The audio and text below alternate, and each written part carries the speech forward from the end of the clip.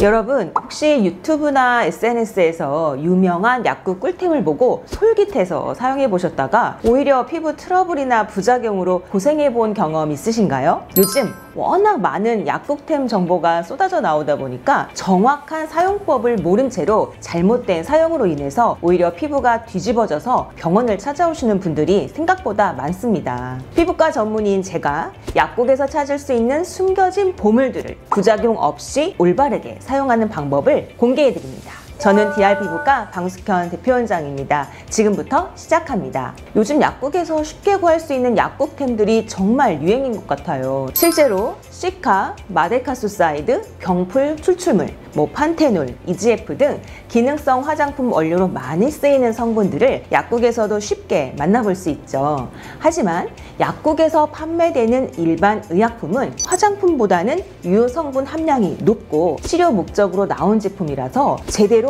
알고 사용해야 합니다. 유효 성분이 많다는 것은 좋은 점도 물론 있지만 바르게 사용하지 못할 경우 오히려 부작용도 있을 수 있거든요. 오늘은 많은 약국 꿀템들을 올바르게 사용하는 방법을 제가 알려드릴게요. 첫 번째로 소개해드릴 약국템은 바로 비판텐 연고입니다. 국민재생연고라고 불릴 만큼 이미 많은 분들이 알고 계시고 아이들 기저귀 발진 크림으로도 유명하죠. 비판텐의 핵심 성분은 덱스판테놀인데요. 이 성분은 비타민 B5의 전구체로서 손상된 피부의 재생을 돕고 피부 장벽을 탄탄하게 잡아주어서 보습 효과뿐만 아니라 피부 진정 및 항염 효과까지 보인답니다. 피부가 건조해서 푸석푸석하고 각질이 트거나 작은 상처나 긁힌 자국이 오래 갈 때, 그리고 피부염이 생겼을 때 특히 효과적입니다. 또한 스테로이드가 없어서 오랫동안 장기적으로 꾸준하게 써도 부담이 없다는 큰 장점이 있습니다. 피부가 많이 예민해져 있거나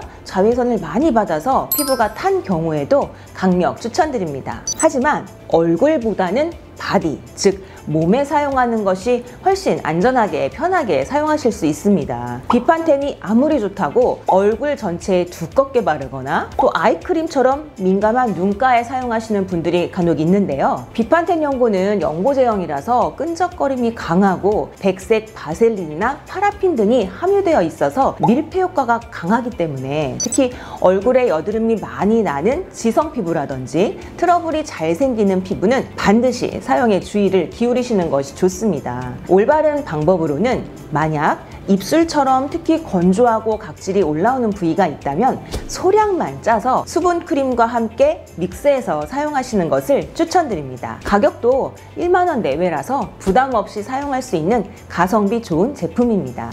두 번째는 유리아 크림입니다. 유리아는 피부 연화제인데요.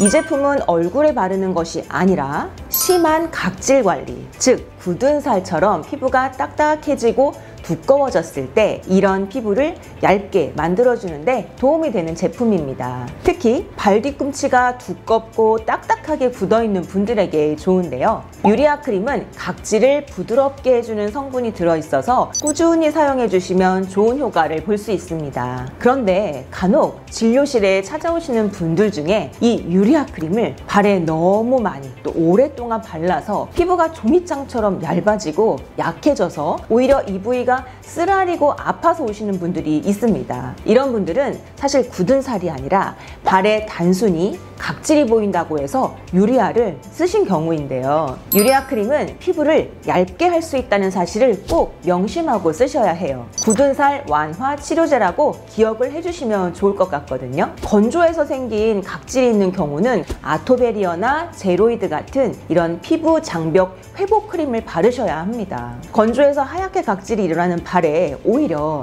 이런 유리아를 바르면 건조한 피부를 더 얇아지게 만드는 것이기 때문에 피부가 더 약해져서 쓰라리고 상처가 나게 할 수 있어서 또 이로 인한 2차 감염도 발생할 수 있거든요. 건조함에 의한 하얀 각질은 유리아가 아니고 아토베리어 크림입니다. 꼭 기억해 주세요. 세 번째는 에쿠논 크림입니다. 요즘 여드름 환자분들이 피부과에 오기 전에 가장 많이 바르고 오는 연고이기도 한데요. 에쿠논 크림은 여드름으로 인한 염증 반응을 줄여주고 여드름균을 억제해서 화농성 여드름에 도움을 줍니다. 붉고 아픈 화농성 여드름이 갑자기 올라왔을 때 응급으로 사용하시면 좋아요.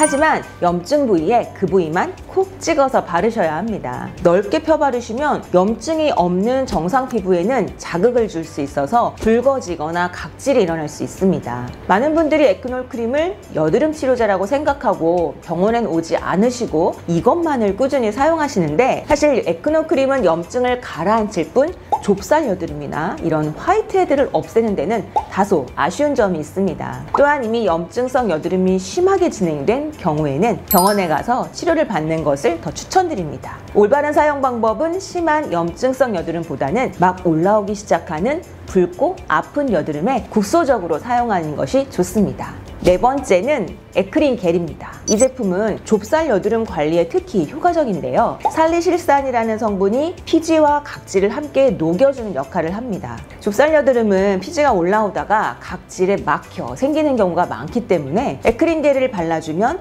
각질과 피지가 함께 녹아들면서 사라질 수 있습니다. 좁쌀 여드름뿐만 아니라 블랙헤드처럼 피지가 쌓여 생기는 문제에도 많이 사용하고 있습니다. 하지만 이것도 역시 얼굴 전체에 매일 바르면 피부가 약해지거나 자극을 받을 수 있습니다.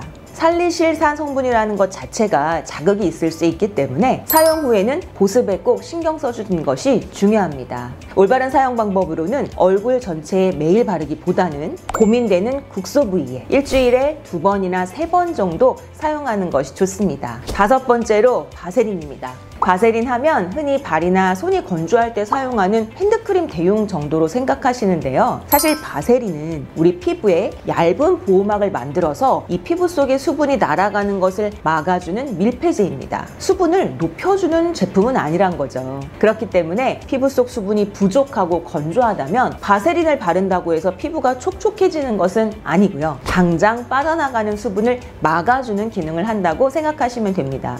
바세린이 좋다고 무작정 아무 곳에나 사용하면 오히려 독이 될 수도 있습니다. 너무 많이 바르면 피부에 모공이 막히고 피지 분비가 자극이 되어서 모공이 넓어지고 염증성 트러블이 올라올 수도 있어요. 그래서 저는 바세린은 얼굴에 사용하시는 것은 별로 추천드리지 않습니다. 몸이 건조하거나 얼굴 중에선 입술 정도 건조하신 분들 같은 경우 몸과 입술 정도는 괜찮습니다. 이걸 제대로 사용하는 방법은 단독으로 사용할 때는 소량만 새끼손가락으로 살짝 떠서 얇게 펴바르는 것이 좋습니다. 이렇게 약국 꿀템들은 이미 많은 분들에게 알려져서 사용되고 있지만 잘못된 사용법으로 사용해서 부작용을 겪거나 효과를 제대로 보지 못하는 경우가 생각보다 많습니다. 반드시 약사 및 피부과 전문의와 상담 후에 올바른 사용법을 숙지하고 사용하시기를 꼭 부탁드리겠습니다. 오늘 제가 알려드린 정보 어떠셨나요? 아무리 좋은 성분이라도 잘 쓰면 약이 되지만 잘못 쓰면 독이 될 수 있거든요. 오늘 알려드린 사항을 꼭 기억하시고 좋은 성분들을 독이 되지 않고 약이 될 수 있도록 현명한 사용을 하시길 바랍니다. 오늘도 긴 영상 시청해주셔서 너무 감사드리고 저는 또 다음 영상에서 유용한 영상으로 인사드리도록 하겠습니다. 저는 지금까지 DR 피부과 피부과 전문의 방숙현 대표원장이었습니다. 감사합니다.